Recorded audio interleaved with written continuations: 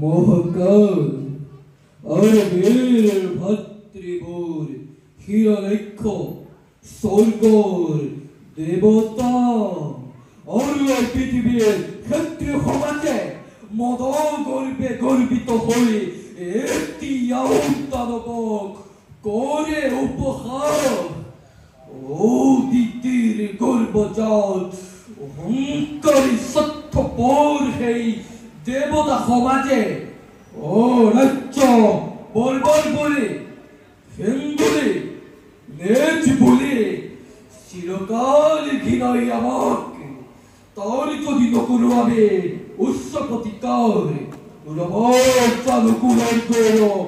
রবচানুতানা পরিস্থিতি পূজনীয় দিতে সন্মান ধন্যবাদ ধন্যবাদ জনাইছো মই এই আপাহতে মঞ্চলৈ স্বাগতম জনাব বিচাৰিছো আজি অনুষ্ঠানটিত আমাৰ মাজত উপস্থিত হোৱা